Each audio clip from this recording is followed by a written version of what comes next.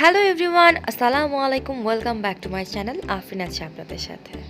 আজকে আমি আপনাদের সামনে চলে এসেছি একটা মজাদার বেগুন ভর্তা রেসিপি নিয়ে। এটা খুব সহজে আপনি বাসায় বানিয়ে ফেলতে পারবেন। তো চলুন দর্শক দেখে নিই কী কী লাগছে।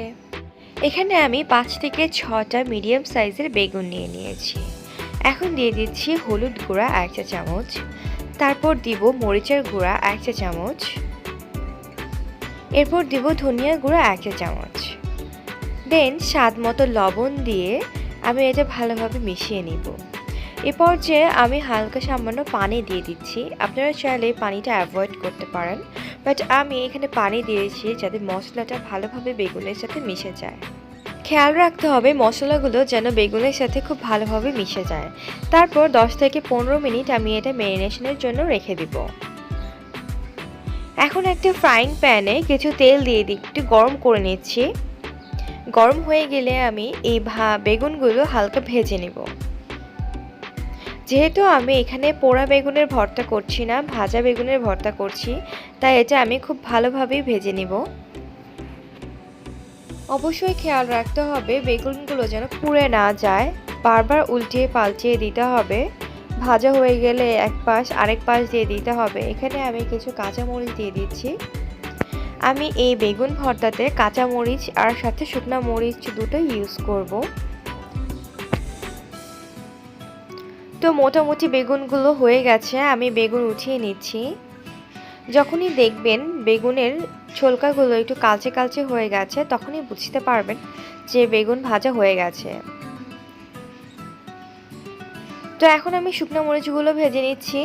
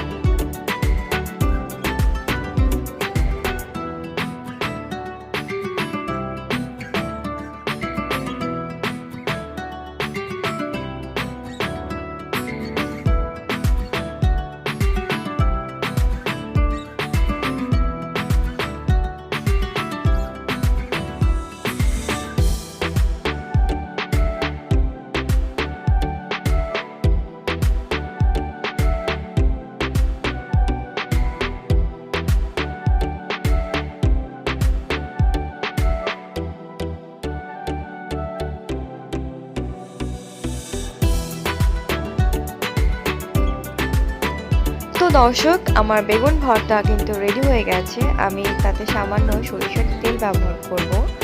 ভর্তাতে আমার সরিষার তেল দিয়ে খেতে খুবই ভালো লাগে। তো দর্শক, আমার এই রেসিপিটি যদি আপনাদের ভালো লেগে থাকে তাহলে অবশ্যই লাইক, কমেন্ট অ্যান্ড সাবস্ক্রাইব করতে ভুলবেন না। তো দর্শক, আজকে এই পর্যন্তই। আবারও একটি নতুন রেসিপি নিয়ে হাজির হয়ে যাব আপনাদের সামনে। ততদিন ভালো থাকবেন। আল্লাহ হাফেজ।